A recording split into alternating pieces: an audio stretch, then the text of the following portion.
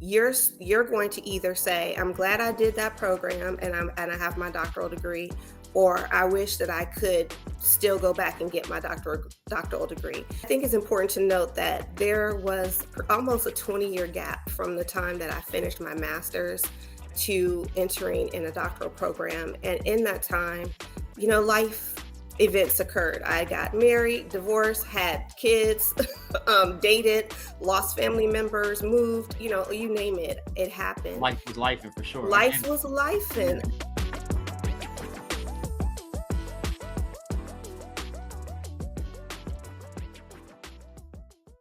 Are you a doctoral student trying to finish your dissertation? And it would be encouraging and helpful to hear from other doctoral students. If so, this episode is for you. On this episode of From ABD to PhD show, we're going to talk with a former done dissertation velocity coaching client about her experiences navigating the dissertation process and the things that she has done now to set herself up to finish her dissertation within the next year.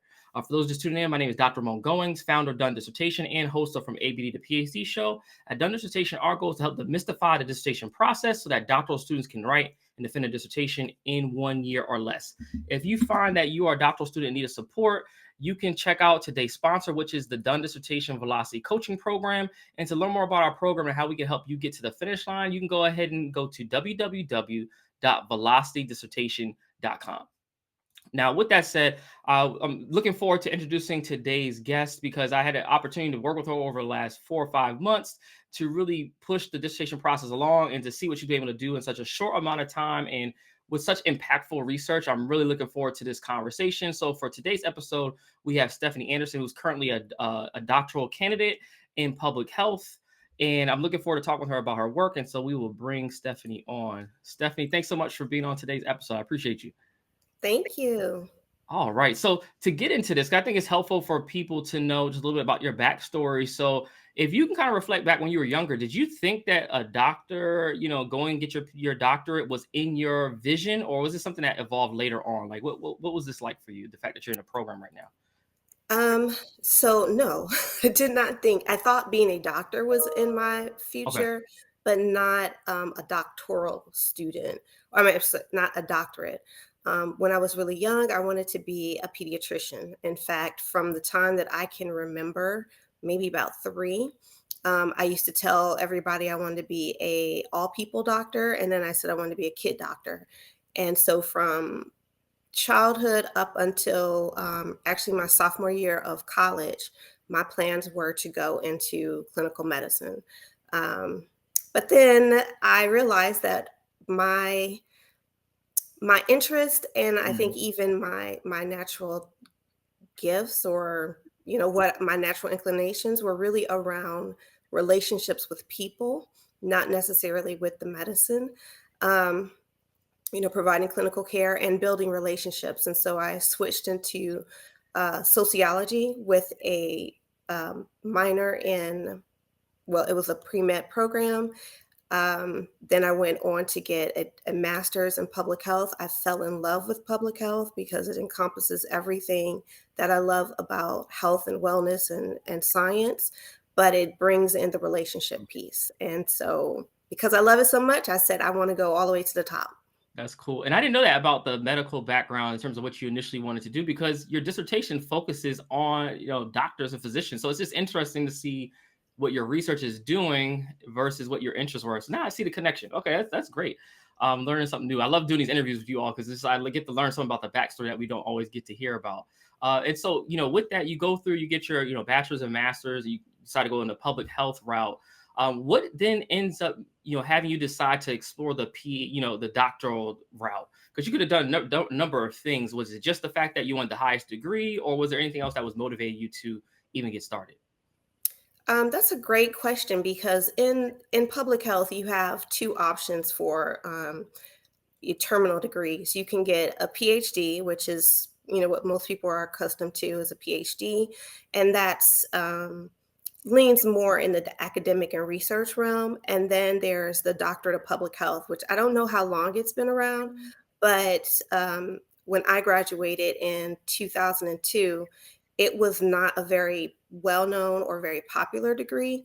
but it focuses on the application of public health. So it's less in the classroom and more in the field. And because I had been, before I went to get my master's, I'd worked with a couple of organizations, and I mean, I just love health and people and whatnot. I felt there was a need to actually apply the different interventions and concepts that we learned in school. So I was really intent on getting a degree, the applied DRPH. I joined CDC right after I graduated with my master's, and that experience of being in program, being in a federal agency, it just solidified and confirmed the need for, as well as my interest in really focusing on applying public health principles and practices. So That's great. that's why I chose it.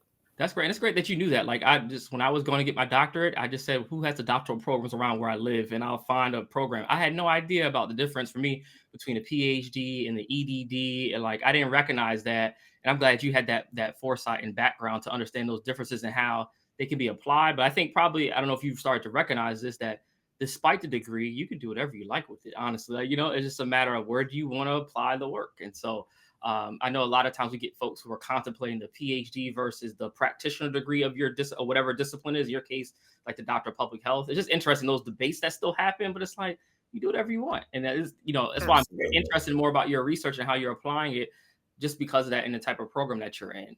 And so, with that, when you first transition into the doctoral program, did you know what you were getting yourself into? Because I just had a conversation with a couple of people who just started. And they're like, and some of my advisees, they're like, Dr. Goins, I didn't recognize what I was really getting myself into until I started. So what was that process like for you making that journey in and starting a doctoral program?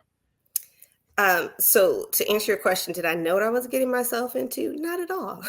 I um, I think it's important to note that there was almost a 20-year gap from the time that I finished my master's to entering in a doctoral program. And in that time, life events occurred. I got married, divorced, had kids, dated, lost family members, moved, you name it, it happened. Life was life, and for sure. I Life get it. was life, Yeah, and yeah, for sure. everybody calls me like the nerd of the family, and of my friends, because I love to just research, and I always want to know more. So it was always my intention to get a higher degree, to get a doctoral degree.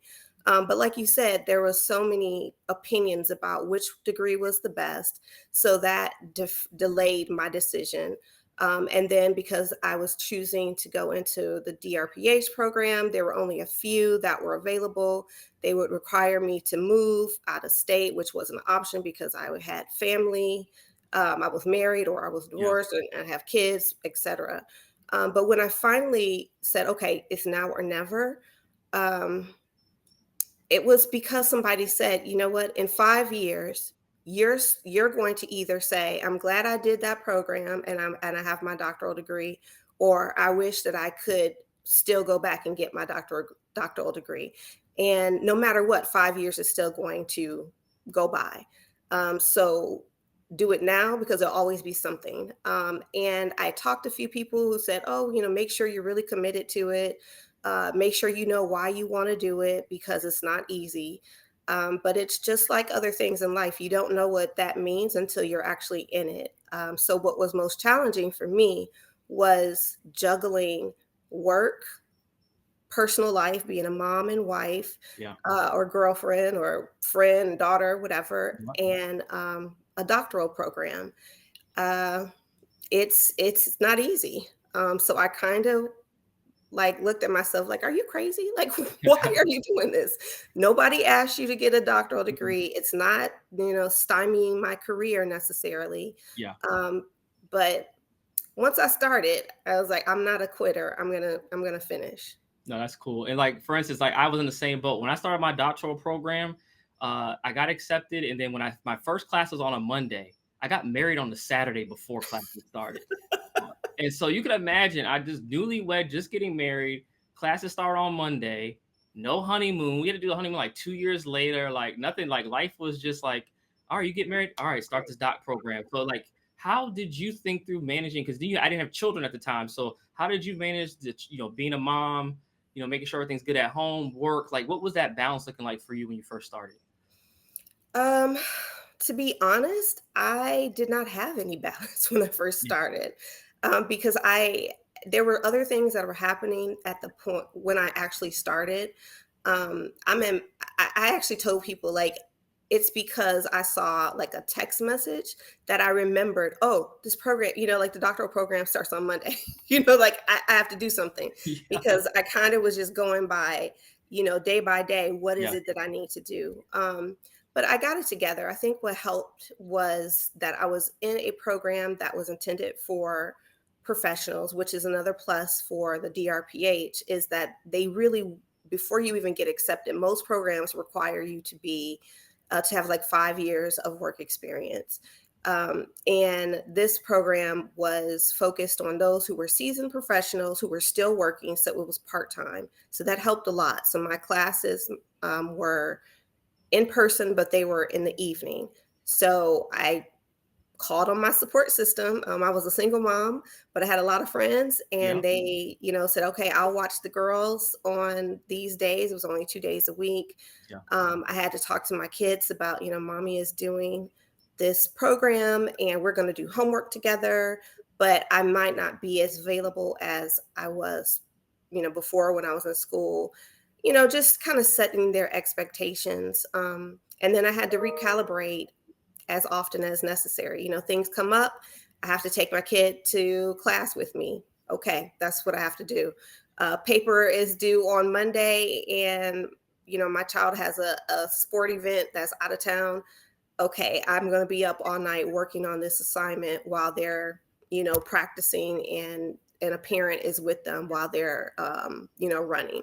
So it really was just rallying all of my supporters, and getting my kids on board, and especially my parents. My parents were really, really helpful. They live in a different state, but they would come down or take the girls for me so that I could get things done.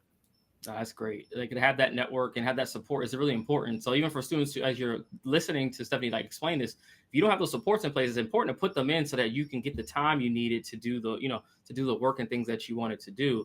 And so, for you, you start this program, you're kind of getting life situated, Garrett, getting the systems in place. And then for you, did you go into the program already with your dissertation topic in mind, or is this something that evolves as you start taking classes? Definitely did not have a dissertation topic in mind. Mhm. I actually didn't even really understand what that dissertation Me either. entailed. Like, Yep. what was that? Again, I had been out of school for almost 20 years, and the last like big research project I did was a thesis. And um, I'm in a federal agency where I don't do a lot of writing, but I do manuscripts, or contribute to manuscripts and help in that in that type of scientific writing. But I came in with an interest rather than having a topic. I had interest, that were different than what I was doing professionally.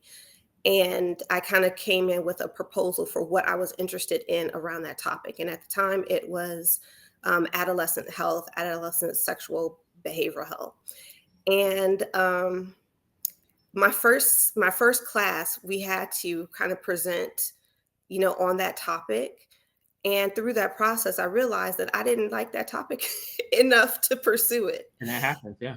Yeah, and I'm actually glad it happened because I have totally gone in the opposite direction, from adolescent health.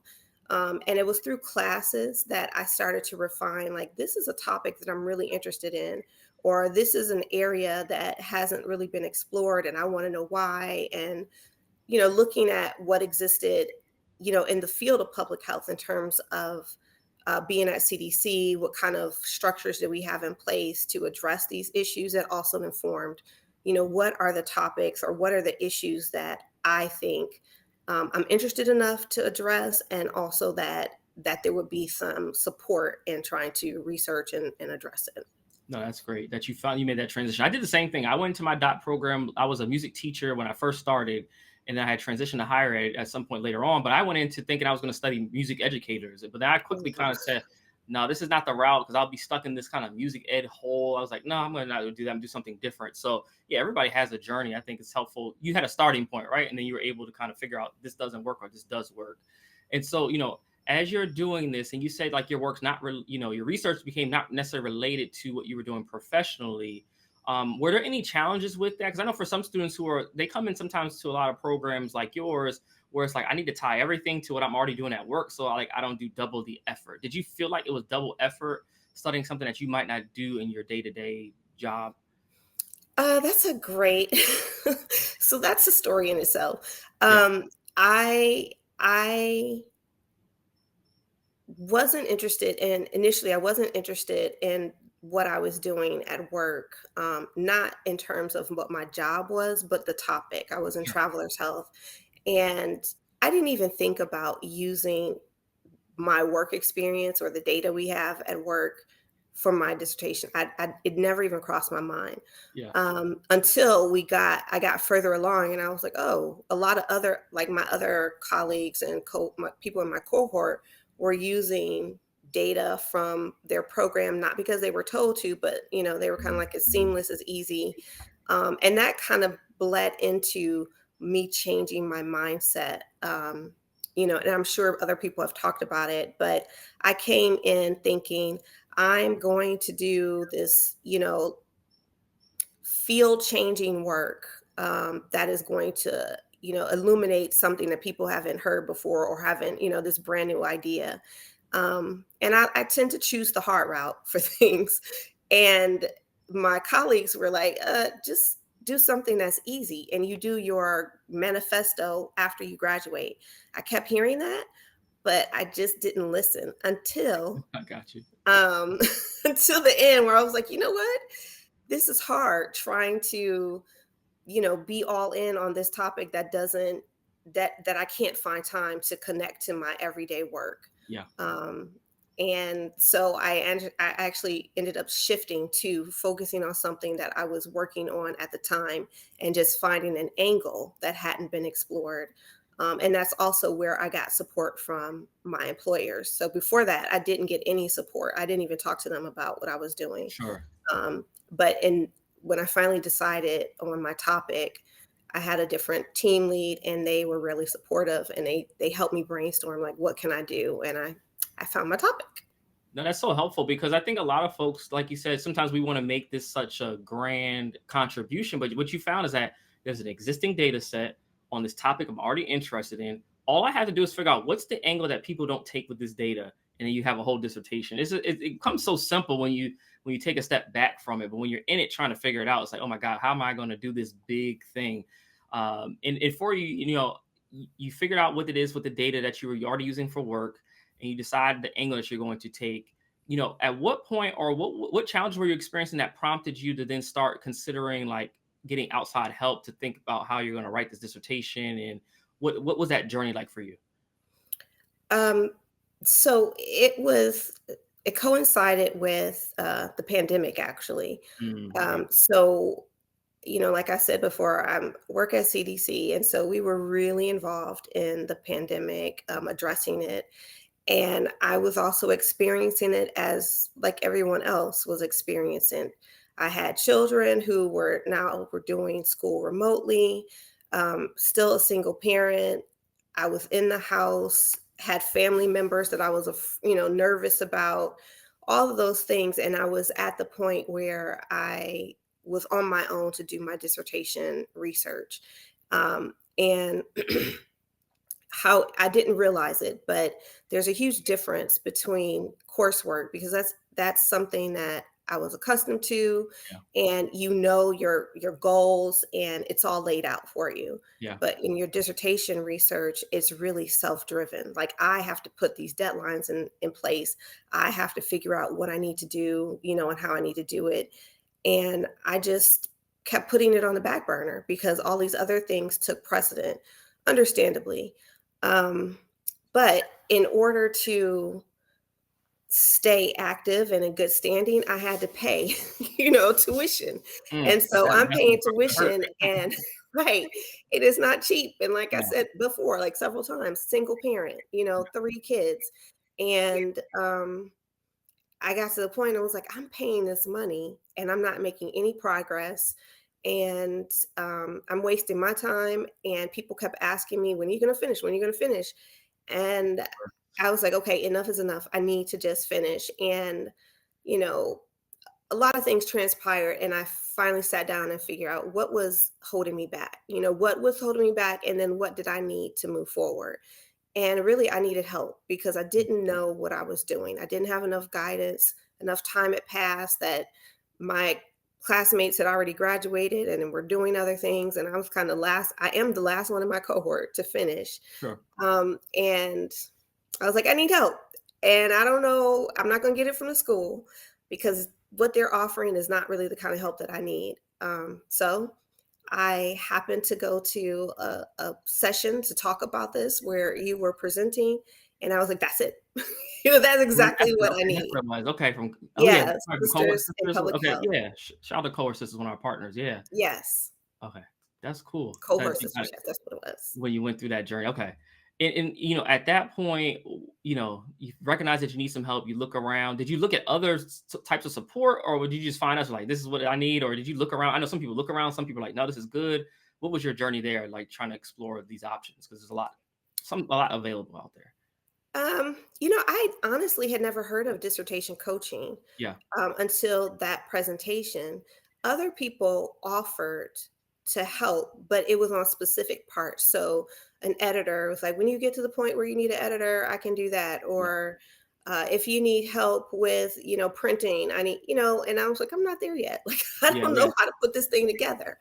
Um, so I was happy that you were laying out a clear path. And that's the way my brain works, is that I need to know, like, what is it that I'm doing? Why am I doing it? How do I break this down into manageable pieces? And that appealed to me. Um, and to be honest, I am very much about supporting small businesses as well as minority owned businesses. And that was you. so, we appreciate it. um, Yeah, so it just hit all of the important parts for me. yeah. So I didn't really need to do a lot of researching. I was like, yeah, this is what I want and this is what I need. And the vibes were there, if that makes sense. Yeah, that makes So sense. Yeah, and for you, for some folks, it's always too because there's investment that comes not only time but also a monetary investment when you work with us. What was that decision making process like for you? Now, some folks like hear about us, they love what we're doing. They're like, I don't know, and then I'd see them a year or two later, they're still in the same spot. I hate when I see it. I'm like, prove me wrong. Like, just go do this thing and get it right. done. But like, what was that for you to be like? You know what? I just need to make this investment. Otherwise, I might be stuck where I am right now. Yeah, I mean, that was a real sticking point. I knew it would cost Yeah, something. And by that time, I was in a committed relationship. My fiance and I talked about, what our goals, blah, blah, blah. He knew that this was something that was really important to me to finish my degree. Um, and we sat and talked about it, like looking forward in our lives. What are the things that are really important to us? What things are we wanting to invest in? And this was one of them. And so he said, let's invest in you in your degree, because there are so many benefits that will come as a result. And it's not necessarily monetary, but it's just, for me, feeling like I could accomplish yeah, that, the model for our children, etc. So we did make some sacrifices, like we were like, okay, we're not going to go here on vacation. We're going to go here, yeah, or we're not, we just made some other decisions financially so that we could invest in me. And then put a plan together for how do we continue on that, like not, pay for coaching and then I'm still not finished. yeah. So it was kind of like looking now and looking in the future, what does this investment look like? Yeah, and you were definitely recruiting for sure. When you get the doctorate, like people don't realize it. Once you get it, it's like all these other things open up and just are available because people are watching as you're doing this, and just some people are in the background waiting, like when is Stephanie going to finish? Because as soon as she finishes, I got this little opportunity over here that's going to springboard. It Right. happens to all of our clients. They always surprise when we have like post finishing their doctorate conversations about what happens with them, and so that's coming your way for sure. And so you joined the program. And I remember when you first came in, you had your dissertation, you had your questions. I remember part of our goal initially was to help streamline those questions. I remember you came in with trying to do a lot with that project. What was that like for you? Because I know a lot of students like, well, fight me. Like, no, let's just make this like, let's bring this big thing in, make it just a little bit more manageable so that you can actually implement the study and be done and get out. Yeah, so like I said, I was kind of doing my own thing, trying to figure out how to do it. And I had a lot of questions, research questions, and I really wasn't sure how I was going to like bring it all together. It just wasn't clicking for me. And at that point, I had already kind of the switch had already flipped to like, just get done, just get done. And, I think being a part of um, the program helped me to even cut out more, like, oh, I can cut this out too. So some of it was, I thought I had to have all these different research questions, and I thought I had to then pull this issue apart and pull this issue apart, because I have a tendency to be very, very thorough and detail oriented. um, and it was kind of a relief Yeah. when you were like, no, you don't have to do that. You're like, no, just that one thing. And I was like, are you sure? Like, yep, that's all you got to do. And so as I continued to like just listen and like, okay. And I think you all actually were like, just submit something. Like my Yeah. first Oh God. Yeah. Yeah. chapter, that was like the hardest thing, because I was kind of like, well, it's not perfect and it's not. Da, da, da. You're like, just submit it. Just submit it. And I cannot tell you how like liberating that was, Mhm. Mhm. because I just submitted it. Like all of the fears that I had and all the anxiety, I just did something, and it was like, "Oh, that wasn't so hard." um, and It's the really the not. feedback was not harsh. It was like, "Actually, you're further along than you thought." It was actually really good for me to hear, because it was all my fears and anxieties that were stopping me. Fear that you would say like, "You got to start over. This is crap," Yeah. or sorry, I don't know if that's You're fine. It's how um, you express it. It's all good. um just fear that it wouldn't be unclear for you to understand, and or just that you would tear apart the way that I pulled it together. And it wasn't. It was painless, and the feedback was easy to understand. It was actionable. um and it was always kind of like, not to make me feel some kind of way, but more of, how do we get this to the next stage? How do we get this to a point where you can say, check, that chapter is done, turn it into your committee. Um, and I needed that. I needed that encouragement, but I also needed some push to say, just submit it.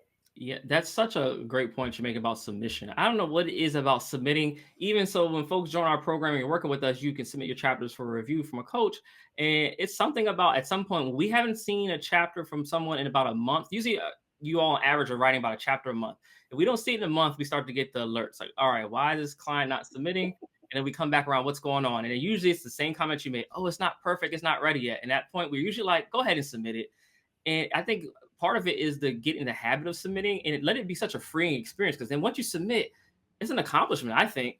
And then you can move on to the next chapter while we're reviewing. And so I think it gets you all in that mode, because once you did that, you were then writing and things were popping up while you were writing, right? So life still happened, but you still were able to make the continuous progress. And I think that first submission was key for you in that. Absolutely. No, that's cool. And so tell folks a bit about like what's your dissertation focused on, kind of give us a little overview of what the project is entailing. And I know you're in the midst of data analysis right now, but what's the project going to look like? So, for anyone who is working in public health or works in medicine, I am focusing on a concept or approach to delivery of care called patient centered care. And that patient centered care is what most of us would think of like good healthcare, where your provider is thinking about you as a person and all the different dynamics of your world and your life as they, help you with your health condition. And that's in its treatment, diagnosis, etc. And something that I discovered through some data, I had secondary data available, was that we didn't really understand how providers think about patient-centered care. They hear about it, they hear that term. They're actually held accountable if they're in health systems. to deliver patient-centered care.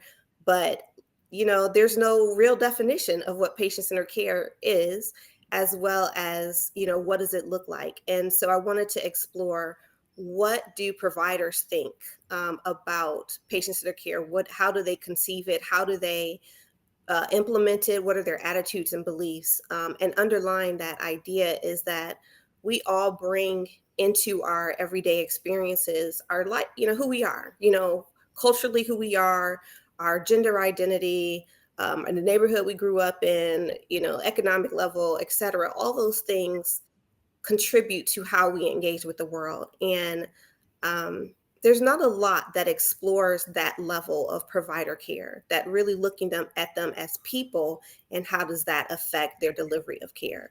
So that's what my dissertation is focused on, is really illuminating what those attitudes and beliefs are among primary care providers. And then looking at how those attitudes then translate to certain outcomes related to patient-centered care. So it took me time to, figure out how to say that seamlessly. I'm getting ready to say something. I'm like, Stephanie, you sounding good right now. I like what I'm hearing. I like it. I like it. But go ahead. Yeah, so I feel very clear on Yeah, what it is that I'm looking at. And in our program with the DRPH, we're asked to think about it on a policy level. yeah, Like I said, it's about application. So thinking about this aspect on a policy level, looking at systems like health systems, and even medical education, yeah, what are the areas that can be improved to assist providers in delivering that patient-centered care? Is it systems putting in some type of training for their providers, that looks more at, understanding unconscious bias, et cetera, whatever it might be, but really looking at what our systems and structures can do to affect the delivery of patient-centered care, and having it being informed by the provider, not just the patient. I love it. Yeah, y'all, just as a coach, like just hearing what Stephanie left our program a couple months ago, but now just hearing how this is sounding, and after because you defended your proposal a couple months ago, and just hearing how this is sounding, oh, I like it. You're ready. Like, just go ahead and wrap this data analysis up so you can get out of this program. It sounds really good and crystal clear in terms of what you're exploring. One thing I do want to ask you about that: what is it that gave you the confidence to like step into that, like to be crystal clear? Because I know it's a journey. So I even think about how you used to talk about your topic when you first started with us, and I hear it just to hear you right now. I'm like, yeah, she's on it right now. So I'm curious as to what for you helped you get the confidence to really like step into this space. Um, it was a combination of, number one, for me, I need to know, why am I doing this? And I kept asking myself that question, um, as I was pulling together chapters 1 through 3, because that really lays the foundation for your dissertation research. And I know that the route that I'm taking for mine is to develop manuscripts. So, it has to be something that is digestible.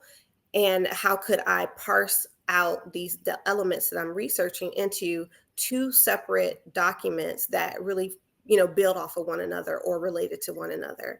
And so just continue to ask myself, what is it that I'm trying to convey? What changes do I want to see?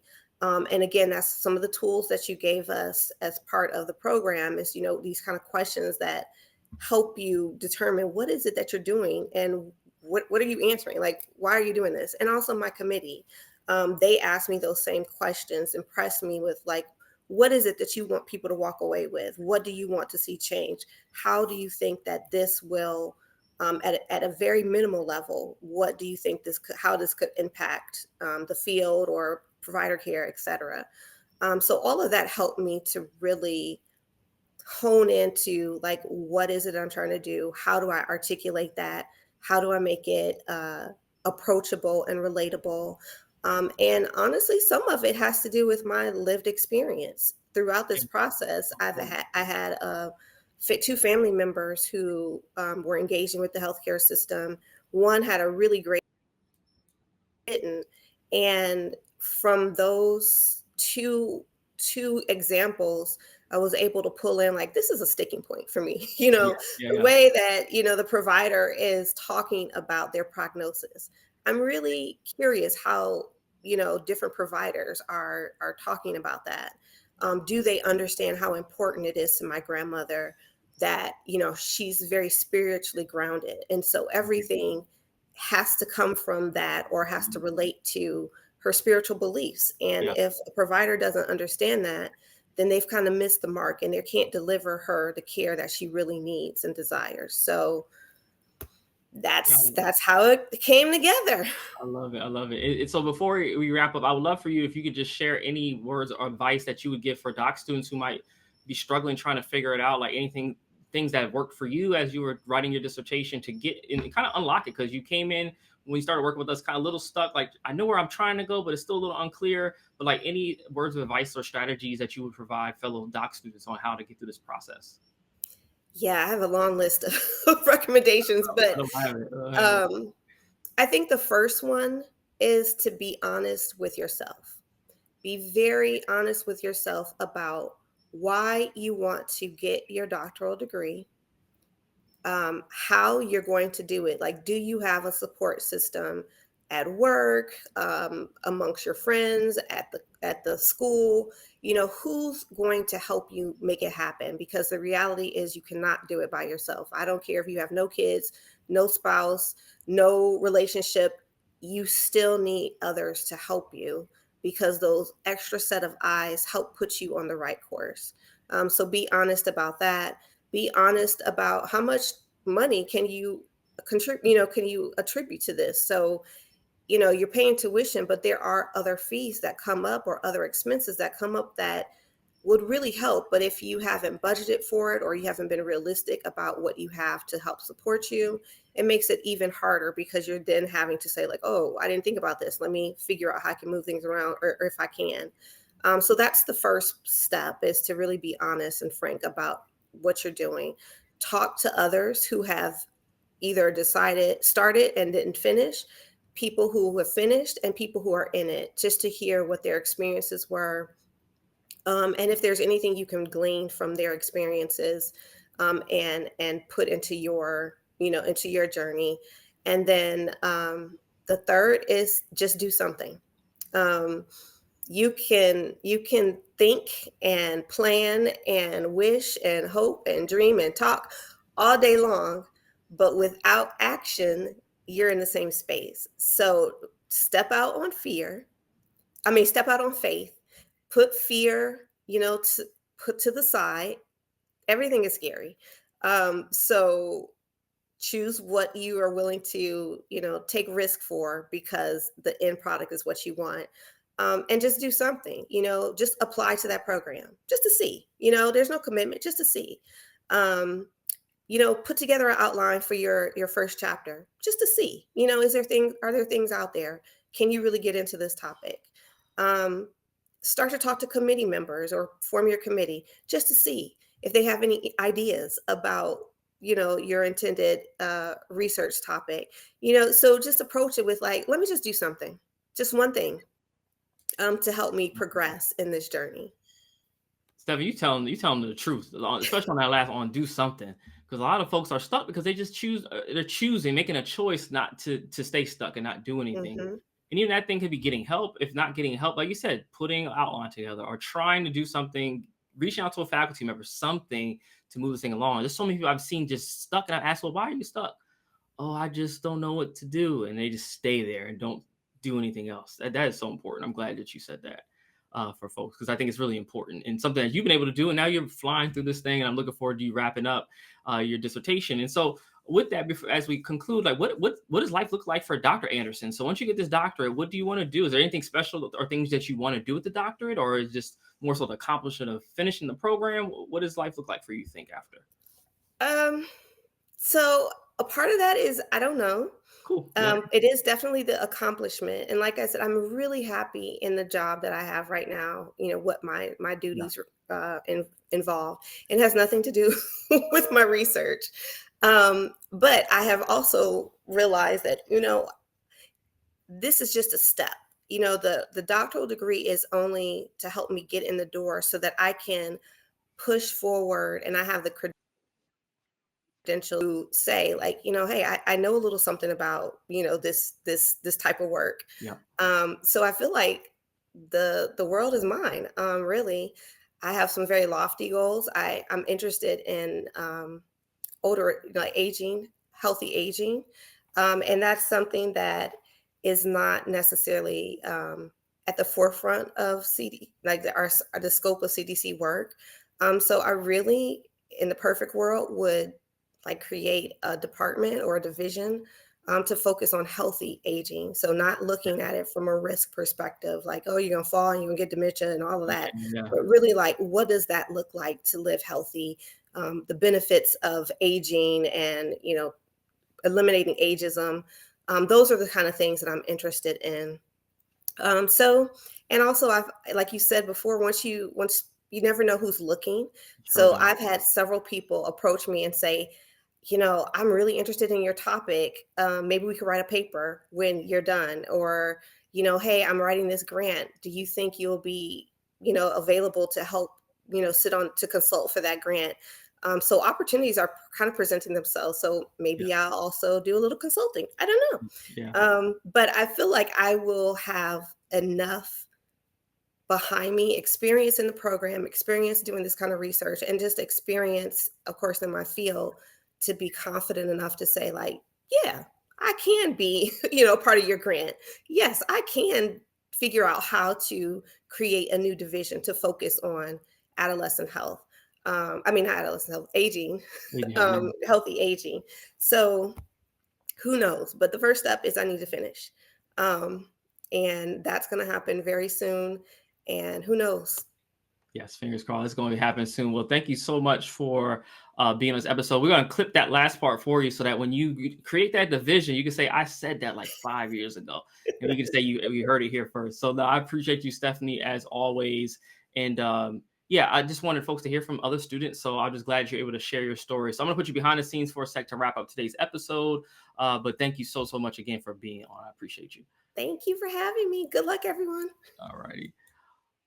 Well, make sure that you rewind this episode, check in on the information that Stephanie shared, just because I think there's a wealth of knowledge and experience there that can really help you move this thing forward. And so, as you're watching, if you're a doctoral student and you're like, I need help, I don't want to stay stuck, and I'm ready to kind of take that step on faith, like Stephanie was discussing, you can definitely get some support at Done Dissertation. We have our Velocity Coaching Program, which is geared to help you write and defend your dissertation. And so, if you want to learn more about the program, you can visit www.velocitydissertation.com, or you can scan the QR code that is here on your screen and you can schedule a complimentary consultation so we can see that if we're the right fit for you and if you're the right fit for us to help you get to the finish line. But with that said, I would love for you all, if you're watching this on YouTube, to make sure you hit the like and subscribe button. If you're watching this on anywhere else, please make sure that you follow us on all the social media platforms. And I just want to say thank you so much for watching this episode from AB to PhD Show. My name is Dr. Ramon Goings, founder of Done Dissertation. And until next time, I wish you all a Done Dissertation. Take care.